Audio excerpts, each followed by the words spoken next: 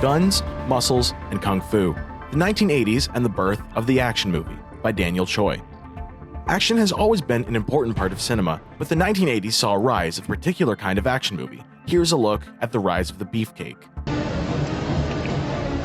Yippee-ki-yay, Mr. Falcon. Semantically, the term action movie could theoretically refer to any number of things. After all, anything done by the actors is technically action. That's why the directors call it out. Nevertheless, action movie ubiquitously elects a specific kind of film that was codified as a genre in the 1980s. You think something akin to Ben Stiller's fake trailer to the beginning of Tropic Thunder. Beefcakes kicking ass, the most improbable of scenarios, either using an infinitely loaded machine gun or the brutality of their own fists.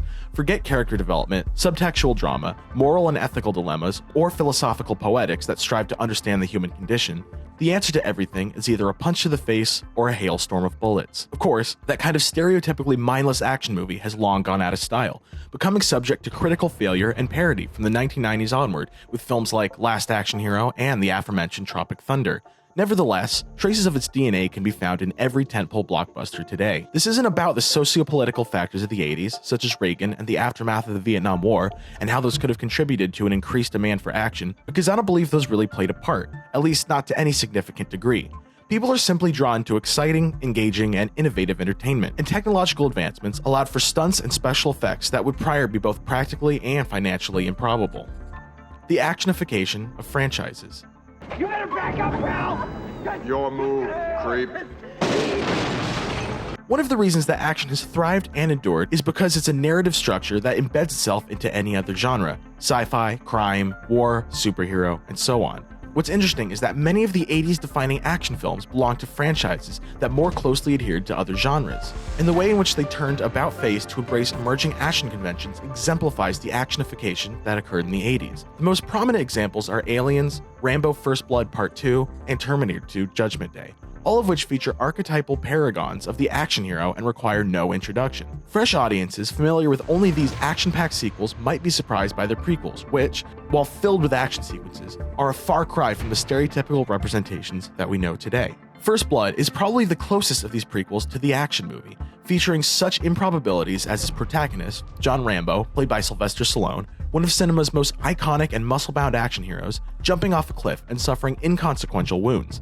Nevertheless, its core story is that of a traumatized and disillusioned Vietnam War veteran, the last living member of his unit, who comes home to find he's not welcome. The climax of the film isn't a physical confrontation, but an emotional breakdown regarding the trauma and unfair treatment that he's suffered. Unlike later iterations of the franchise, beginning with First Blood Part 2, Rambo isn't mowing down faceless hordes of foreign combatants with guns and arrows. He's waging a guerrilla war on American soil against a corrupt and persecutory local police force. He uses his training and ingenuity to incapacitate the officers that pursue him in the woods, but makes sure not to kill. His one casualty is accidental. Additionally, Alien and Terminator are both closer to sci-fi horror than action, and masterpieces of the genre to boot. They prioritize the dramatic tension that comes along with being relentlessly hunted by an apex predator, but their respective sequels, both directed by James Cameron, forgo horror elements in favor of impressive action set pieces. Birth of the American action hero. If it's a mission no man can survive, he's the man for the job.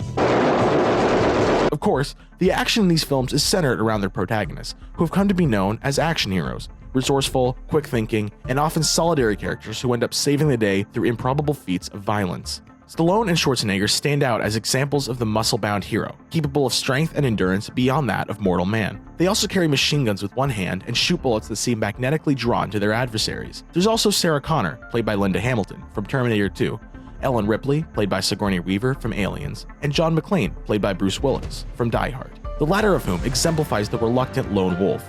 It's this aspect of their character that connects to action heroes of the past. Alan Rickman as Hans Gruber said it best in reference to John McClane: just another American who thinks he's John Wayne. The core characteristics of these heroes and their appeal is not something unique to the action movies of the 80s, but a rich tradition that goes back to the earliest days of cinema.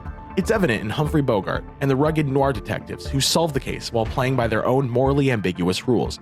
It's Toshiro Mifune as the nameless, masterful Ronin from Yojimbo, who is the same as Clint Eastwood's Man with No Name from The Good, the Bad, and the Ugly, both capable of taking on a numerically superior force through the skill of their blade or pistol. And of course, John Wayne typifies the self-reliant gunslinger. These were action heroes before that action meant explosions and slinging one-liners. It's also particularly interesting to consider that the phenomenon was not unique to the United States. Samurai films would have a profound effect on the development of action cinema, but it was also Hong Kong filmmakers who simultaneously developed their own form of action hero and high-octane cinema that would have a profound global impact. Hong Kong, guns and kung fu. 空手道把人体的潜力在一刹间发挥到最大的极限。Hong Kong action cinema would flourish in the 80s as it did in the US, but resurgence of interest in kung fu actually began in the 70s. Chinese Boxer by Jimmy Wang Yu is widely credited for igniting the kung fu boom, in tandem with directors like Zhang Che and Lau Kar-leung. However, it was the success of one man that established kung fu as an international phenomenon, Bruce Lee. Kung fu films and their heroes were different from American action heroes by the virtue of their martial arts, which relied on the actual skills of their actors. As momentous as Bruce Lee films were, it was actually one of the stuntmen in his films, Fist of Fury and Enter the Dragon, that ushered Hong Kong into the 80s by combining traditional kung fu with physical comedy and extravagant stunt work, Jackie Chan.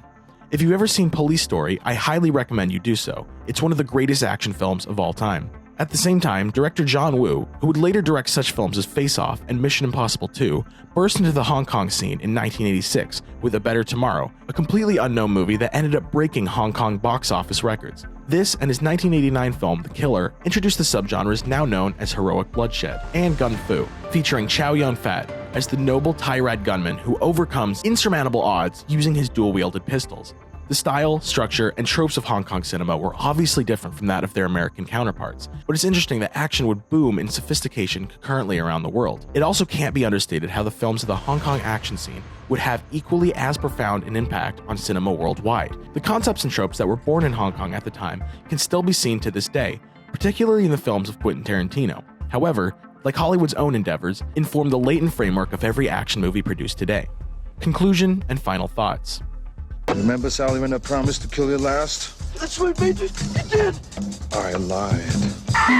It's tempting to draw sociological conclusions as to why action burst onto the scene so bombastically in the 80s, in the same way that one might suggest the rise of superhero movies is related to United States post-9/11 political climate. Whether or not these claims have any merit is frankly beyond the scope of my consideration, and I don't consider them of utmost importance to the discussion. After all, though art may imitate life and life may imitate art, art ultimately mimics art most of all. Today, we take for granted the narrative flow of our tentpole blockbusters, and CGI has facilitated action set pieces that would once have been beyond our wildest dreams. It's also tempting to watch films of the past and believe that we have progressed beyond them, in one way or another. However, I hope that this video instills some curiosity so that you may seek out and view some of these films on your own. After all, stereotypes and cliches were once groundbreaking expressions of some kind of universal truth, and they all stem from somewhere. At the very least, action movies from the 80s are a hell of a lot of fun to watch. Hasta la vista, baby.